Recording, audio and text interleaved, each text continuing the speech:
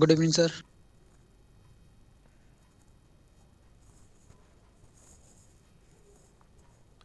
Am I clearly audible to all of you?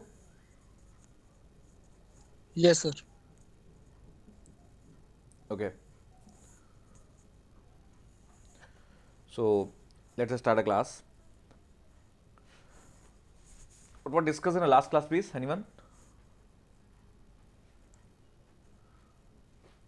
क्या discuss कर रहे थे हम लोग, बताइएगा कल की क्लास में.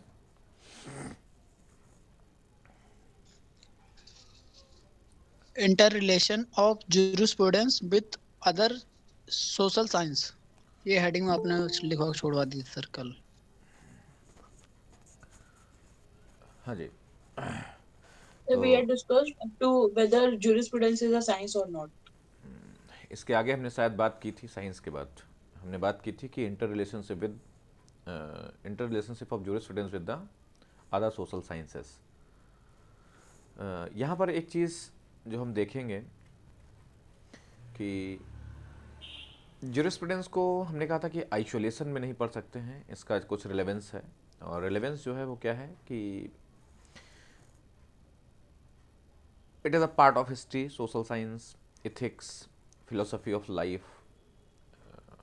शायद मैंने ये स्टेटमेंट बोला था. किसने कहा था ये स्टेटमेंट, कोई बता सकता है? Who has given this statement कि jurisprudence is a,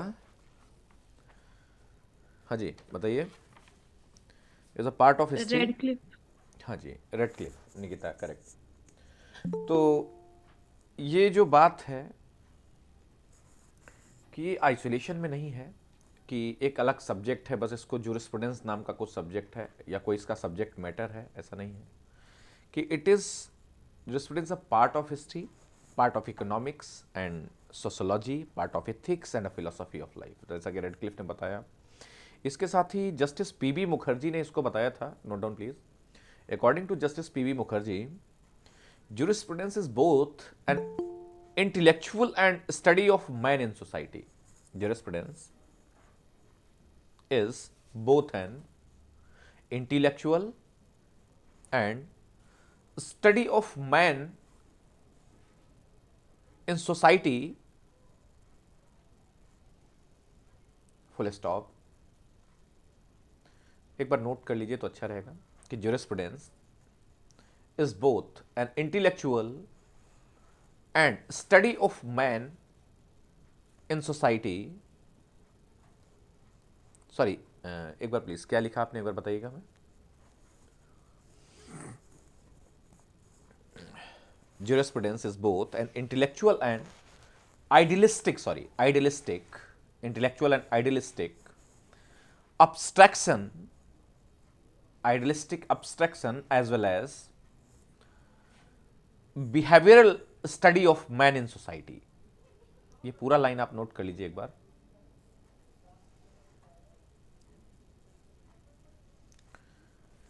sir Sir, as behavioural. well as Jurisprudence is both an intellectual and idealistic abstraction as well as behavioral study of man in society. It includes social, political, economic and cultural ideas. इतना ही note कर लीजिए आप. हाँ जी. तो ये दोनों definitions को एक साथ मिलाने के बाद रेडक्लिफ और justice PB Mukherjee, according to Redcliffe, it's a part of history, part of economics and part of sociology and a part of ethics and philosophy of life. PB Mukherjee ने कहा कि नहीं, देखिए ऐसा है, ये it is a study of a both an intellectual and idealistic abstraction. इसके साथ ही ये study of man in society और उसके बिहेवियर की भी इन्होंने बात की कि political, social, economic and cultural ideas को भी हमें स्टडी करना पड़ता है, हमें जानना होता है इसमें. एक और राइटर हैं जिनके बारे में बात करेंगे, जूरिस्ट हैं जिनके बारे में हम बात कर सकते हैं इसके साथ ही, जो कि हिस्टोरिकल स्कूल से रिलेट करते हैं, जी डब्ल्यू पैटर्न. अभी आपको पता चलेगा धीरे धीरे कि कौन सा राइटर किस स्कूल से है, क्योंकि उसकी जो ओपिनियन होगी वो उसी स्कूल से मिलती जुलती ओपिनियन होगी। जैसे भाजपा की सरकार में जो लोग भाजपाई थे वो भाजपा की बात करते हैं, ठीक है। सपा की सरकार में जो लोग सपा के हैं वो सपा की बात करते हैं। तो सबका एक कंटेम्प्ररी पीरियड है। तो जो हिस्टोरिकल स्कूल में जो सपोर्टर थे हिस्टोरिकल स्कूल के, उन्होंने पूरी तरीके से कोशिश की कि क्या है, सोशल इंस्टीट्यूशंस जो थे या हिस्टोरिकल जो बैकग्राउंड है उसको उन्होंने ज़्यादा एम्फेसिस किया है। कस्टम के बारे में उन्होंने बात की। तो GW पैटर्न कहते हैं कि देखिए ऐसा है कि ये जो मॉडर्न ज्यूरिस्प्रूडेंस है, trenches on the fields of social sciences end of philosophy,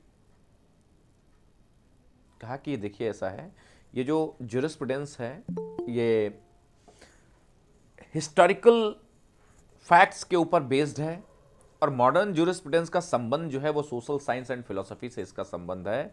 it digs into the historical past and attempts to create the symmetry of a garden out of the luxuriant chaos of conflicting legal systems. ये एक line है बहुत important, जो कि कई बार LLM entrance में ये statement पूछा गया है कि who has given this statement, jurisprudence, modern jurisprudence trenches in the fields of social science and philosophy.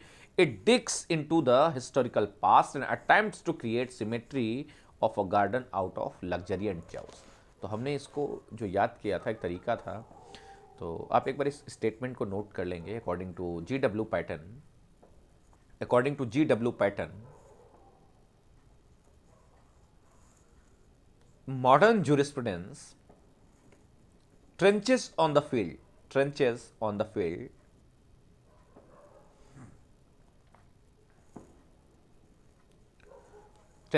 fields of social science and philosophy. हाँ जी, क्या लिखा आपने? Sir, modern jurisprudence trenches on the field of social science and philosophy. It digs into the historical, it digs into the historical past and attempts to create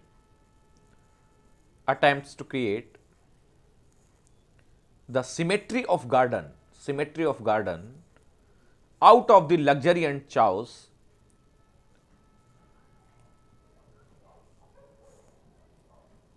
of conflicting legal systems. हाँ,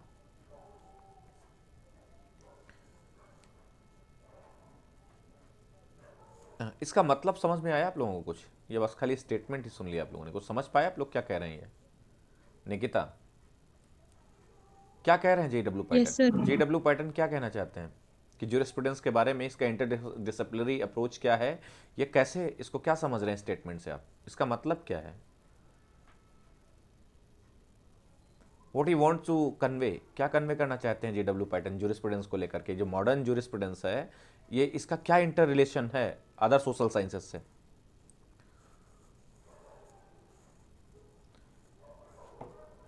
शालिनी, इस statement का मतलब क्या है?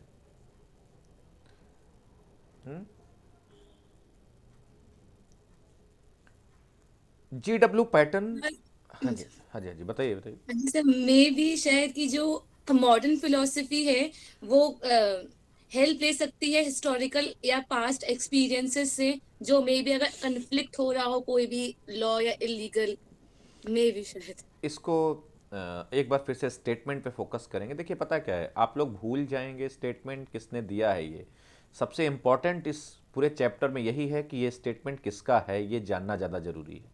कौन क्या कह रहा है कि it digs into the historical past, ये खोदता है पीछे हिस्टोरिकल पास्ट में जा कर के। ये जो मॉडर्न ज्यूरिस्प्रूडेंस है इसका रिलेशन बताया जा रहा है कि देखिए आप हिस्ट्री में जाइए और उसके बाद and attempts to create the symmetry of the gardens out of the luxuriant choice of conflicting legal systems. एक ऐसा चौतरा बनाता है जो साफ सुथरा, जिसको आप पेंटेड चौतरा होता है ना, जो आप देखते हैं ना कि एक बढ़िया गार्डन। चलिए ठीक, कब्रिस्तान आपने देखा है? कब्रिस्तान देखा है आप लोगों ने? Yes sir. Yes sir. अगर कब्रिस्तान को सीमेंटेड कर दिया जाए, अब तो सीमेंटेड होने लग गए ना शायद, क्यों? पहले कैसे होता था? कब्र मिट्टी की होती थी, क्यों?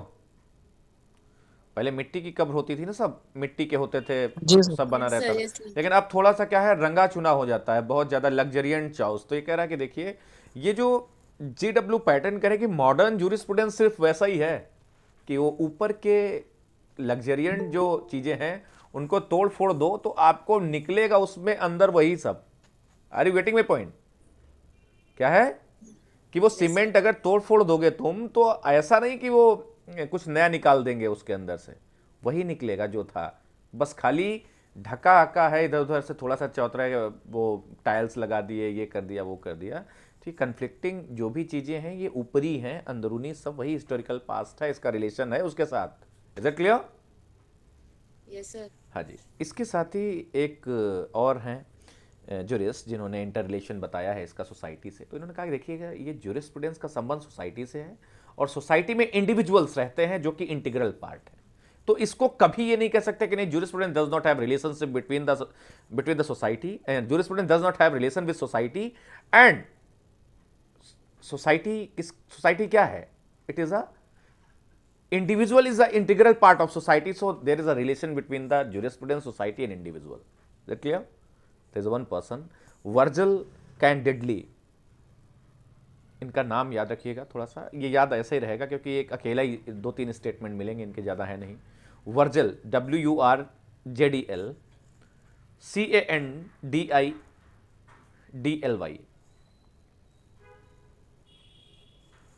jurisprudence as a living science of law। एक राइटर आपको पता चलेंगे, एक जुरिस्ट, जिन्होंने कहा था कि ये लिविंग लॉ की बात की है एक लोगों ने। आगे बात चलेगी तो हम इसको पूछेंगे तो बताइएगा हमें, जब हम कंपैरेटिव डिस्कशन करेंगे। तो ये क्या है? Jurisprudence as living science of law. Highlight this word, living science of law. Science of law कई बार आप जान चुके हैं, formal science of law, scientific study, और उसके बाद बहुत सारे स्टेटमेंट हमने पीछे डिस्कस किए थे। तो ये क्या है? Living science of law. Jurisprudence as living science of law cannot be divorced from the society, cannot be divorced from the society of which individuals are integral part।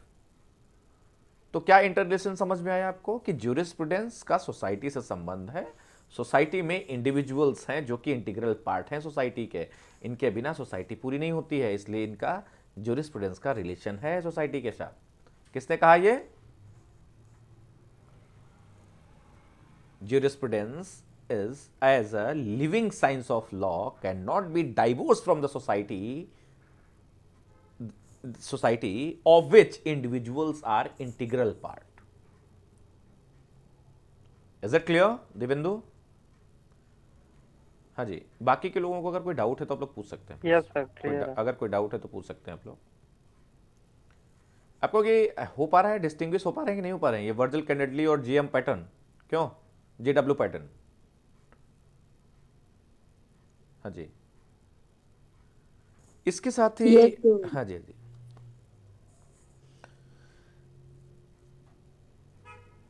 एक राइटर हैं जिनका नाम है जस्टिस मैकॉर्डी।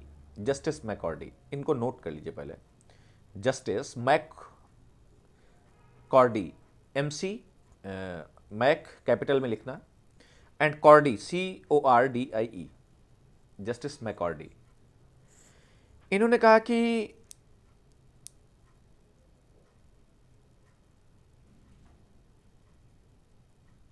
जो ये there was never a time, there never was a time, कि ऐसा कोई समय था ही नहीं कि बैरिस्टर अगर बात कर रहा है तो उसने कभी एम्फेसिस ना किया हो कल्चर के ऊपर, या फिर उसने एक्वेंटेंस शो ना की हो हिस्ट्री की, इकोनॉमिक्स की, सोशल साइंसेस की, सोशोलॉजिकल साइंस की। तो इन्होंने कहा कि he emphasized, McCarty, Justice McCarty emphasized the indispensability of the study of other social sciences as for the proper understanding of jurisprudence, कि ये indispensable है। अगर ज्यूरिस्प्रूडेंस की बात हो रही है तो कहा इन्होंने कि he emphasise the indispensability of the other social sciences for the proper understanding of the law, कि प्रॉपर अंडरस्टैंडिंग ऑफ लॉ होने के लिए अदर सोशल साइंसेस का होना बहुत जरूरी है अकॉर्डिंग टू जस्टिस मैकॉर्डी। और उन्होंने कहा कि देखिए ऐसा है कि Dev, note down please, according to justice McCardie there never was a time, according to justice McCardie, हाँ जी, according to justice McCardie there never was a time when the barristers had greater need of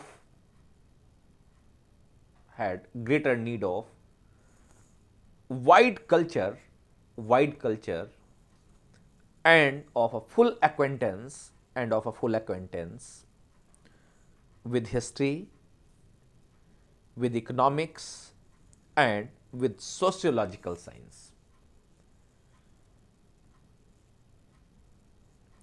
कि कोई ऐसा समय नहीं था कि जब ऐसा नहीं था कि ये इनको जानकारी नहीं थी, वो हिस्ट्री की हो या फिर वो इकोनॉमिक्स की हो या फिर वो अदर सोशोलॉजिकल साइंसेस की बात की जाए। तो जस्टिस मैकॉर्डी ने कहा कि इसको इंडिस्पेंसिबली, हम ये नहीं कह सकते कि इसको निकाल दीजिए, और ज्यूरिस्प्रूडेंस को अगर समझना है for proper understanding of jurisprudence it is indispensable. हाँ, अब बात आती है कि ज्यूरिस्प्रूडेंस और इथिक्स, ये इसका क्या संबंध है, क्या इसका कोई संबंध है क्या? हाँ शालिनी प्लीज। सर ये वाइट कल्चर का मतलब मीन्स क्या है इधर पे? वाइट कल्चर का मतलब है कि किसी भी तरीके की अगर बात चल रही है, जहां की ज्यूरिस्प्रूडेंस में अगर हम बात करें तो एक सब्जेक्ट की बात नहीं है। मैंने आपको बताया भी था लास्ट क्लास में कि ज्यूरिस्प्रूडेंस का मतलब वो सिर्फ लीगल ज्यूरिस्प्रूडेंस नहीं, वो हो सकता है कि medical jurisprudence, historical jurisprudence, analytical jurisprudence, बहुत तरीके की jurisprudence, it has very wide connotation. तो ये अगर हम बात करें कि there never was a time when the barrister had greater need of a wider culture and of full acquainting with history and with economics and sociological science। इसका मतलब कि क्या उन्हें कोई जानकारी थी history, culture, economics, political science? तो क्या ऐसा कह ही नहीं सकते हम हैं कि कोई टाइम नहीं था जब लोग नहीं जानते थे इसके बारे में। ठीक है, यहां जो हम बात चालनी कर रहे हैं वो हम क्या बोलते हैं उसको, inter relationship of other social sciences with the jurisprudence. ठीक है, मेरी बात समझ रहे हैं आप? Yes sir. हाँ जी, कि इसका मतलब है कि क्या ज्यूरिस्प्रूडेंस कोई ऐसा एक विचित्र सब्जेक्ट है क्या कि जिसको सेपरेट रख करके और एक किताब उठा करके हम पढ़ सकते हैं? जी नहीं, इसको और सोशल साइंसेस के साथ मिक्स करके पढ़ा जा सकता है और इसका संबंध है, बस ये कहना चाहते हैं जस्टिस मैकॉर्डी। ठीक है, इसके बाद जो हमारा दूसरा एक पॉइंट है ज्यूरिस्प्रूडेंस एंड इथिक्स, तो इसका इथिक्स से कोई संबंध है क्या? एक राइटर है जिनका नाम आप लोग जानते होंगे, who has given the concept of positive morality. International law is considered as a positive morality. याद है आपको किसने कहा ये? International law is a positive morality. किसी को पता है किसने कहा है ये? हाँ जी,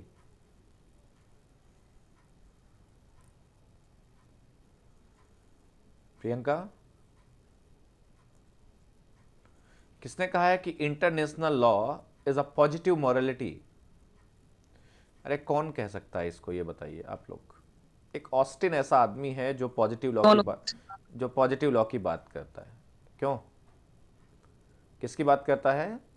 कि person in authority makes the law and sanction is behind the law, everyone has to follow the law. Sanction, duty, command and sanction. Person in authority.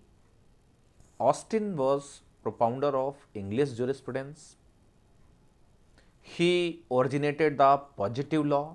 Generally positivism किसने originate किया था? Modern positivism किसने किया था? August Comte. लेकिन positive law की बात किसने की? ऑस्टिन ने की। और ऑस्टिन कहता है कि पॉजिटिव लॉ का मतलब क्या है? जिसके पीछे सैंक्शन होना चाहिए, और इंटरनेशनल लॉ में सैंक्शन की कमी पड़ती है, और इसीलिए ये क्या है? It's a positive morality, not a positive law. Is it clear? तो इंटरनेशनल लॉ को ऑस्टिन ने कहा कि इट्स अ पॉजिटिव मॉरलिटी। तो बात आती है कि जब पॉजिटिव मॉरलिटी है तो ऑस्टिन के लॉ में, अकॉर्डिंग टू ऑस्टिन, जूरिस्प्रूडेंस और इथिक्स का संबंध अगर हम देखें अगर, तो कहा कि लॉ में पॉजिटिव मॉरलिटी है नहीं, और एनालिटिकल जूरिस्प्रूडेंस के लोग कहते हैं कि it's a concrete law, strict law, law properly so called, और यहाँ इथिक्स नहीं है।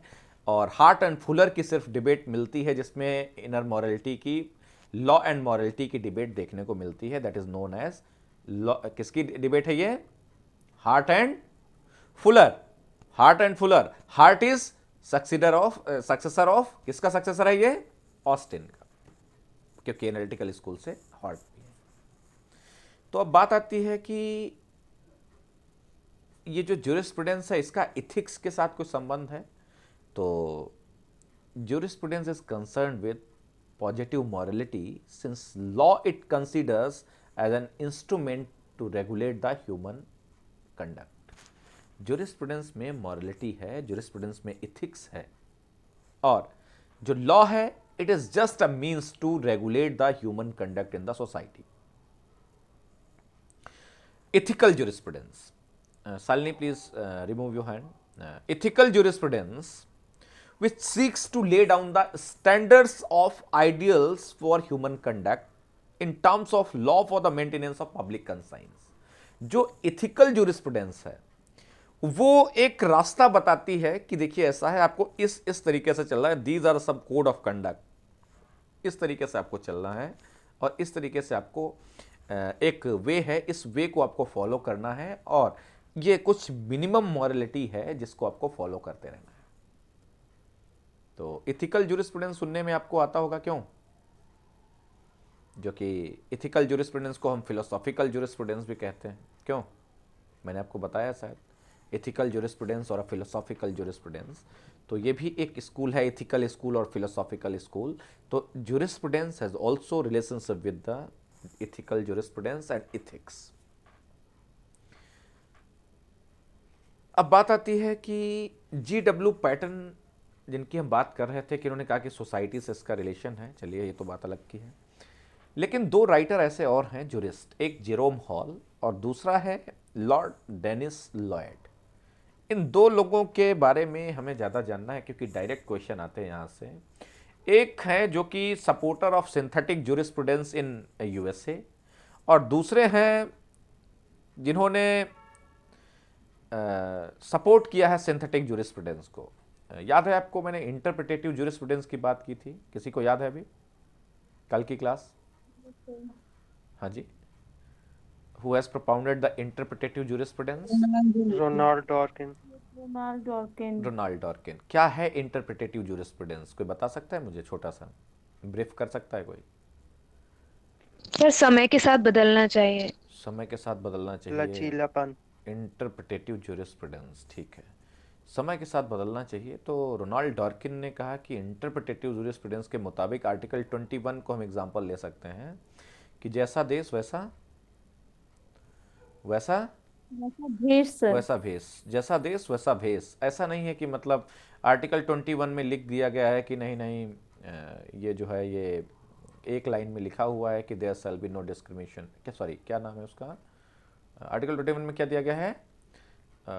नो पर्सन शैल बी, क्या लिखा है बताइए, लाइन क्या है शुरुआती? Article No person shall be deprived of his life and liberty life except and personal liberty except procedure established by the law. established by law. तो अब ये एक लाइन है, इस लाइन के मुताबिक बस एक ही चीज है, लाइफ, बस।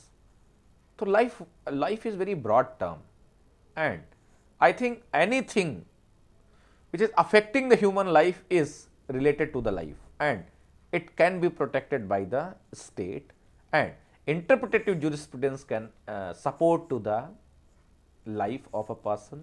That life doesn't mean animal existence, it must be human life, and human life with some certain degree of enjoyment, protection, और भी बहुत सारी चीज़ें इसमें आ जाती हैं जिसको हम डिग्निफाइड लाइफ कह सकते हैं। तो यहाँ पर जेरोम हॉल हैं, ये कह रहे हैं कि he is a supporter of synthetic jurisprudence in USA. तो क्वेश्चन बनता है कि who was the supporter of synthetic jurisprudence in USA. Synthetic का मतलब समझते हैं आप लोग? मिक्स्ड होता है, क्यों? Synthetic sir. सिंथेटिक का मतलब क्या होता है? मिक्स होता है ना, कि कोई दो चीजें मिल करके, तो इसका रिलेशन है, इसका मतलब ये अकेला नहीं है jurisprudence, it's a synthetic jurisprudence. So Jerome Hall supports synthetic jurisprudence in USA. तो who are supporter of synthetic jurisprudence USA? Jerome Hall. And he there is one more person, Dennis Lloyd. He emphasized the need for synthetic jurisprudence for the growth and practical applicability of law. कहा कि देखो ऐसा है, आप अगर law जितना चाहो उतना बना लीजिए, आप चिल्लाते रहिए लॉ बना लीजिए, लेकिन अगर आप दूसरे सोशल साइंसेस से या दूसरे और चीज़ों से अगर सपोर्ट लेकर के काम नहीं करेंगे तो अकेले तो आप कुछ नहीं कर पाएंगे। और लॉ की प्रैक्टिकेबिलिटी, ग्रोथ, दोनों ही एप्लीकेबिलिटी ऑफ, यानी कि अगर हम बात करें growth and practical applicability of law अगर लानी है आपको, तो आपको ज्यूरिस्प्रूडेंस कौन सा फॉलो करना है? सिंथेटिक ज्यूरिस्प्रूडेंस आपको फॉलो करना पड़ेगा। कंक्रीट प्रिंसिपल्स पर ध्यान नहीं चला सकता, कंक्रीट प्रिंसिपल से काम नहीं चल सकता। तो ये दो चीज़ें हैं, एक तो याद ही रखिएगा कम से कम, जेरोम हॉल को आप लोग याद रखिएगा कि he is a supporter of synthetic jurisprudence in USA. अब एक और सबसे इंपॉर्टेंट चीज़ है कि comparative jurisprudence, interpretative jurisprudence, synthetic jurisprudence and comparative jurisprudence. Comparative jurisprudence में आपको याद है मैंने कहा था कि when jurisprudence acquired a definite meaning, question कब एक्वायर किया इसने definite meaning? So 19th century. 19th century. Okay, 19th century का मतलब बेंथम के समय में, ठीक है। उसके बाद से ये शुरू हुआ कि इसकी कुछ डिफिनीशंस निकल करके आई। तो बात आती है कि कंपैरेटिव ज्यूरिस्प्रूडेंस, मैंने एक लाइन बोली थी कि Austin confined his study of jurisprudence to the English legal concepts. याद आया क्यों? ऑस्टिन ने अपनी स्टडी को कन्फाइन किया, कहां तक कन्फाइन किया? सिर्फ इंग्लिश लॉ में ही कन्फाइन रखा, इधर उधर की बात नहीं की। और Austin himself adopted comparative method to propound his theory of general jurisprudence by studying the legal system of the Romans. आपको पता है कि पहली बार ज्यूरिस्प्रूडेंस किसने स्टार्ट किया? The study of jurisprudence started with the first time with Romans, यही तो बताया था ना? क्यों? Yes sir. आप लोगों को याद नहीं आ रहा है? नशे में हैं आप लोग, क्यों? भांग वांग खा के आप लोग बैठे हुए हैं क्या? एक एक लाइन में बोला हूं, मैं रिपीट कर पा रहा हूं, रिवर्स ले रहा हूं, आप लोगों को नहीं समझ में आ रहा है क्या? Study of jurisprudence first time started with the as a separate branch, started with the Romans. अगर आप लोग भांग खा के बैठे होंगे तो नशा उतार के बैठिए आप लोग, ठीक है? ये ज्यूरिस्प्रूडेंस की क्लास है, ये वो नहीं है जो खेल तुम्हारा चलता रहता है कि मेंस रिया और एक्टस रियस। जिंदगी भर मेंस रिया एक्टस रियस नहीं पढ़ा पाएगा कोई भी, ठीक है? बिना देखे बोलना और बिना देखे समझना, और अपनी स्पीड को जितनी तेज आगे भागते हैं उतनी तेज पीछे चलने की भी कोशिश करिए, ठीक है? अगर नहीं कर पाते हैं तो क्लास मत लीजिएगा अगली बार से, एकदम स्ट्रिक्ट है इस क्लास में। अगर मैं रिवर्स कर पा रहा हूं तो तुमसे कम पढ़ता हूं मैं, पता है? तुमसे कम पढ़ रहा हूं मैं एकदम। इस सब्जेक्ट में मैं तुमको बता दूं कि मैं तुमसे कम पढ़ता हूं, क्योंकि मैं इतने बार पढ़ा चुका हूं इस सब्जेक्ट को कि मैं एक लाइन देख लूं तो मैं 1 घंटे बोल सकता हूं भी। ये प्रियंका जानती है क्योंकि मैंने इसको 2017 में पढ़ाया था शायद। कब पढ़ाया प्रियंका तुम्हें? सर 2019 हाँ, में 19, हाँ, जब तुमने एलएम दिया था। तो ज्यूरिस्प्रूडेंस में एक लाइन पे कम से कम 1 घंटे। तो इसलिए प्लीज़ आप लोग कोशिश करिए कि अगर थोड़ा सा भी आपको लगता है कि नहीं नहीं हमारे बस का नहीं है तो मत पढ़िए फिर, क्योंकि ये सब्जेक्ट इतना इंटरेस्टिंग है ना, इसमें बहुत मज़ा आता है। एक बार अगर ये सब्जेक्ट आपने पढ़ लिया ना तो जीवन में कहीं खड़े होकर आप जूरिस्प्रूडेंस पढ़ा देंगे। जूरिस्प्रूडेंस सब नहीं पढ़ाते, ठीक है। तो हमने जो बात करी कि separate branch as a separate jurisprudence as a separate branch, study of jurisprudence as a separate branch started with the Romans. English jurist दो की बात करें अगर, he is the father of English jurisprudence. Austin is the father of English jurisprudence. He confined his study of jurisprudence within the English concept, and he is also comparative. He studied his jurisprudence या फिर he interpreted his jurisprudence with the assistance of the Roman law, क्योंकि Roman law separate branch start किया था उन्होंने पढ़ाना। तो Austin himself adopted comparative method to propound his legal theory of general jurisprudence by studying the legal systems of the Romans. And सेवनी अगर हम बात करें तो सेवनी जो है वो हिस्टोरिकल स्कूल के राइटर हैं। कहाँ के हैं ये सेवनी? कहाँ के हैं ये सेवनी? Historical. हिस्टोरिकल स्कूल के राइटर। हिस्टोरिकल स्कूल के जुरिस्ट हैं सेवनी। और आगे अभी इनके बारे में बहुत कुछ पढ़ेंगे, वो फॉक्जिस के बारे में पढ़ेंगे, जनरल कॉन्शियसनेस ऑफ पीपल के बारे में पढ़ेंगे, बहुत कुछ पढ़ेंगे हम इनके बारे में। लेकिन अभी सिर्फ इतना जानते हैं हम कि सेवनी क्या है, ये हिस्टोरिकल स्कूल में आते हैं। और सेवनी एडॉप्टेड कंपैरेटिव मेथड या कंपैरेटिव हिस्टोरिकल अप्रोच। जो सेवनी है उन्होंने क्या किया, he adopted comparative historical approach for studying the law and legal institutions of Greek, France and Germany. इन्होंने अपने उस हिस्टोरिकल स्कूल को एक्सप्लेन करते समय 3-4 जगह के लॉ के बारे में पढ़ा, जैसे कि हम बात करें legal institution, law and legal institutions of Greek, Germany and France. और हिस्टोरिकल स्कूल में अगर क्वेश्चन पूछा जाता है कि who is a supporter of the comparative historical school, तो हमेशा आंसर आता है सेवनी, ठीक है, इसको याद रखिएगा आप लोग। और एक और राइटर हैं जिनके बारे में बात करते हैं जुरिस्ट, जो कि हेनरी मेन।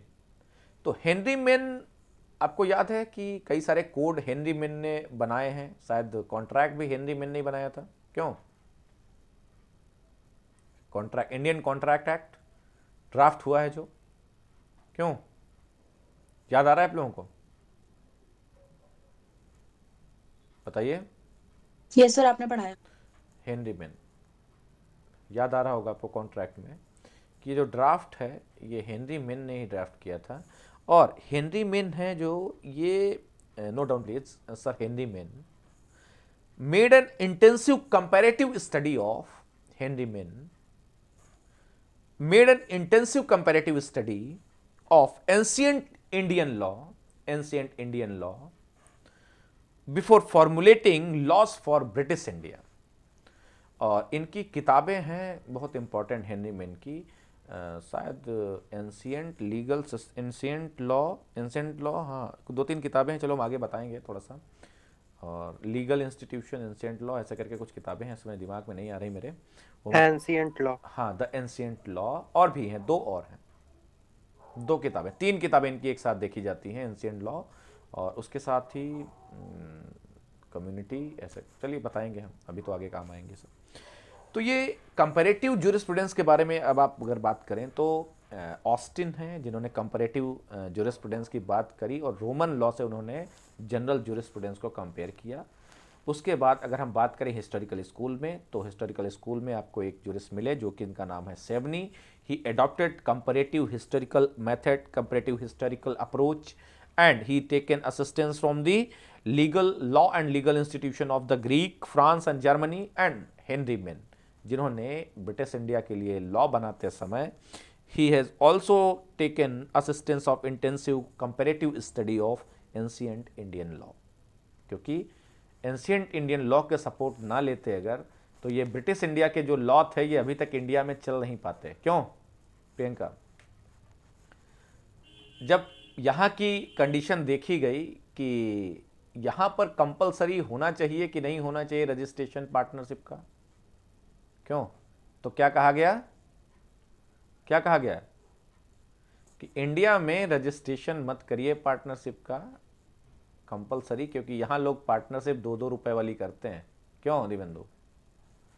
2 तुम मिलाइए, 2 हम Yes, sir. मिलाते हैं, 4 रुपए का बिजनेस करते हैं चल के कहीं। और आप कह रहे हैं कि अगर पार्टनरशिप कर रहे हैं तो रजिस्टर करिए। In ancient in British India partnership was compulsorily registrable, but in India it is optional. इसीलिए इंडियन पार्टनरशिप एक्ट आया 1932 में। वो क्या है, क्या नहीं है? Registration is not mandatory. आप अपने मन से कराइए जाकर के, इट्स ऑप्शनल। अगर आपको लगता है कि कोर्ट की सलाह लेनी है, आप कोर्ट की मदद मांगेंगे, तो आप उसको कंपलसरी कराइए, अदरवाइज मत करिए। ठीक है? तो ये क्या था कि हेनरी मेन ने कंपैरेटिव स्टडी करी, किसकी? एंशिएंट इंडियन लीगल सिस्टम और ब्रिटिश इंडिया के लॉज बनाए। Is it clear? हाँ जी, कोई डाउट है किसी को यहां पर? कल हमने एक बात की थी छोटी सी। No sir. फ्रेडमैन के बारे में हमने बात की थी, याद आया आपको? Friedmann, Yes, sir. Legal theory word use किया था. legal theory, the term legal theory is coined by doctor Friedman. Doctor Friedmann. किस ईयर में किया था? ये क्वेश्चन पूछा गया है प्लीज। 1945. 1945। तो ये आपका जो इंटर रिलेशन था, यहाँ तक तो ये था। इसके साथ ही according to Salmond, note down, according to Salmon, comparative jurisprudence as the study of resemblances and differences between different legal system। ये क्वेश्चन कई बार पूछा गया है। अकॉर्डिंग टू सालमन, मैं जो ये स्टेटमेंट आपको बता रहा हूं, ये समझ लीजिए कि ये एकदम क्वेश्चन सॉल्व कर रहे होंगे जो लोग, वो जानते होंगे। ये क्वेश्चन कहीं पर आया है कि according to Salmond, comparative jurisprudence as the study of resemblances and differences, highlight this line। किसने कहा है ये कि ये किसकी स्टडी है? resemblances and differences between different legal system। तो ये वर्ड है जो आपने resemblances and differences, तो ये comparative jurisprudence as the study of resemblances and differences, highlight this statement। this statement is given by the Salmon।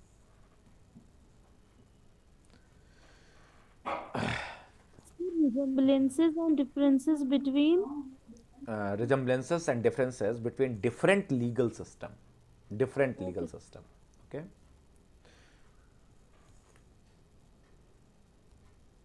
अब बात आती है कि स्टडी ऑफ जूरिस्प्रूडेंस। अब हम थोड़ा सा चैप्टर में आने वाले हैं, क्योंकि ये डिफरेंस, आपने डिफिनीशन क्या क्या पढ़ा है जो अभी तक पीछे, वो था introduction, definition, meaning, definitions, nature, scope, utility and interrelations of jurisprudence with other social sciences। इतना आपने ये कंप्लीट कर लिया 3 लेक्चर में। ठीक है? अब बात आती है कि इसको पढ़ना कैसे है। स्टडी ऑफ jurisprudence में भी ब्रॉडली कवर्ड अंडर 4, 5, 6 हेड्स। ये नहीं कह सकते 4 हेड्स, क्योंकि और भी कई सारे हेड्स तैयार हो गए हैं। तो अगर हम चाहें स्टडी ऑफ जूरिस्प्रूडेंस करना, पूरी तरीके से हमें पढ़ना है अच्छे से, तो हम 4-5 हेड तैयार कर लेते हैं, उनसे हम पढ़ सकते हैं। First is analytical jurisprudence, historical jurisprudence, philosophical और ethical jurisprudence, sociological jurisprudence, natural school of jurisprudence, feminist jurisprudence, post modernist jurisprudence. इतने तो ये कम से कम 5 या 6 हेड्स में करके हम इसको पढ़ सकते हैं। कौन कौन से? अगर हम बात करें स्कूल्स में, analytical school of jurisprudence, analytical school of jurisprudence. Second, historical school of jurisprudence, philosophical और ethical school of jurisprudence and sociological jurisprudence and natural law school jurisprudence. तो ये 5 स्कूल्स में हम डिवाइड करके इसको पढ़ सकते हैं। लेकिन इसके बाद भी 2 स्कूल बचते हैं जिनको हम कहते हैं, एक फेमिनिस्ट स्कूल और दूसरा पोस्ट मॉडर्निस्ट स्कूल। तो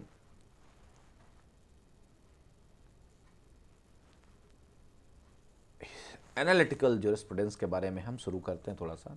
आज तो हम बहुत ब्रीफ करके चलेंगे क्योंकि स्कूल एक दिन में एक स्कूल ख़त्म नहीं होगा, कई दिन चलेगा स्कूल। तो हम अगर बात करें एनालिटिकल स्कूल ऑफ ज्यूरिस्प्रूडेंस, वैसे एनालिटिक क्या होता है, कोई बता सकता है मुझे? What is analytic? What is the analytics? किसी चीज़ का एनालिटिक्स क्या होती है? विश्लेषण समझते हैं? ये जो सबसे खराब चीज़ इस क्लास में है वो यही है कि आप जब मन करेगा लेफ्ट करेंगे, जब मन करेगा इन करेंगे, आउट करेंगे। यही सर किसी चीज हाँ जी। सर किसी चीज का डिस्कशन। अभी आप क्लास में अभी शुरुआत में कितने लोगों ने ज्वाइन किया था? 24। 20 प्लस थे सर। 24। अभी कितने हैं? अभी कितने हैं? 20 सर। 24 लोग ये गायब हो गए। और ये 4 लोग जो गायब हो गए हैं, ये इसलिए गायब हो गए हैं क्योंकि ये सोच रहे हैं ये सब ऐसे ही है। ठीक है, तो ये कंट्रोल मैकेनिज्म काम नहीं कर रहा है। चलिए, एनालिटिक्स की बात अगर हम करें तो ये कुछ मैथमेटिकल आपको लग रहा है कि नहीं लग रहा है? क्यों निकिता? Yes sir. मतलब विश्लेषण करना किस चीज़ का हो सकता है? कुछ काउंटिंग में चीज़ें होंगी तभी तो विश्लेषण हो पाएगा ना। कुछ संख्या में होगा ना तभी तो एनालिटिक्स हो सकती है ना किसी चीज़ की। कोई डेटा पता चल जाए कि 20 लोग इधर हैं, 25 इधर हैं, 25 इधर हैं, 20 इधर हैं। Analytical school of jurisprudence based on the analytics, pleasure and pain, खुशी और दुख। लॉ बना रहे हैं, कितना खुशी मिलेगी लोगों को, कितना दुख मिलेगा। Hedonistic calculus means, hedonistic calculus का मतलब खुशी और दुख का कैलकुलेशन किया जा सके कि जो भी हम लॉ बनाने जा रहे हैं वो लॉ कितने लोगों को बेनिफिट देगा, कितने लोगों को खुशी देगा, कितने लोगों को दुख देगा, इसका एक विश्लेषण किया जा सके। एनालिटिकल स्कूल ऑफ ज्यूरिस्प्रूडेंस, इसके जो प्रोपाउंडर हैं Bentham, the father of analytical jurisprudence, Bentham, he is the propounder of utilitarian individualism. एक प्रत्येक व्यक्ति को कितना बेनिफिट हो रहा है, वो उपयोगितावाद का सिद्धांत ये कहता है कि हर व्यक्ति को फायदा होना चाहिए, और हर व्यक्ति नहीं, मैक्सिमम नंबर ऑफ, क्या है, maximum pleasure and minimum pain. तो ये एनालिटिकल स्कूल जो है एक एनालिटिक्स शो करेगा कि देखिए ये जो आप लॉ बना रहे हैं या फिर आप इस ज्यूरिस्प्रूडेंस को फॉलो करके अगर आप लॉ बना रहे हैं तो किसी भी लॉ को बनाते समय आपको ये देखना है कि कितने लोगों को फायदा और कितने लोगों को नुकसान होता है। ठीक है, तो इसके बारे में जो हम एनालिटिकल ज्यूरिस्प्रूडेंस के बारे में बात करेंगे, इसके बारे में हम थोड़ा सा आज तो नहीं करेंगे बात, लेकिन next class we will start analytical school of jurisprudence. Okay, कोई डाउट है किसी को यहाँ पर? No sir. हाँ, बाकी कल एविडेंस की क्लास आप लोगों की नहीं है, शायद कल क्लास आपकी नहीं हो पाएगी। आई थिंक मुझे कहीं जाना है आज, तो आप लोग कोशिश करिए कि रिवाइज। मॉर्निंग में नहीं रहेगी सर? हाँ, मॉर्निंग में क्लास नहीं है आपकी, और कल मॉर्निंग क्या इवनिंग भी शायद नहीं हो पाएगी। ठीक है, बाकी क्लासेस जैसी भी होंगी तो इन्फॉर्म कर देंगे हम। ठीक है, आप लोग कोशिश करिए, ये धीरे धीरे समझने की कोशिश करिए, आपको अच्छे से समझ में आएगा। ये 5 स्कूल और उसके बाद कम से कम 2 थ्योरी और, post modernist theory and feminist, और कुछ और चीज़ें हैं जो अलग हमने बताई थी, अगर वो हो जाएंगी तो कराएंगे। ठीक है, कोई डाउट है किसी को यहाँ पर? No sir. No sir. Okay, so thank you so much. हाँ जी, हाँ जी सर, रियलिस्टिक थ्योरी किसके अंडर में आती है? रियलिस्टिक थ्योरी एक ये पार्ट है। ठीक है, हम बताएंगे आपको। रियलिस्टिक थ्योरी जो Yes, है it is a part of one school, एक स्कूल का पार्ट है ये। ठीक है, ये सर आपने जो 6 हेड्स बताई इसमें से नहीं है? एक्चुअली ये जो आपका रियलिस्ट अप्रोच है, ये रियलिस्ट अप्रोच है, कोई स्कूल नहीं है। ठीक है, कुछ राइटर्स ऐसे होंगे जो फिलोसॉफिकल स्कूल में रियलिस्ट अप्रोच की बात करेंगे, उनके बारे में हम बताएंगे आपको। ठीक है, ओके सर। हाँ जी, so thank you so much to all of you. Thank you sir. Welcome, sir. Thank you sir. Welcome.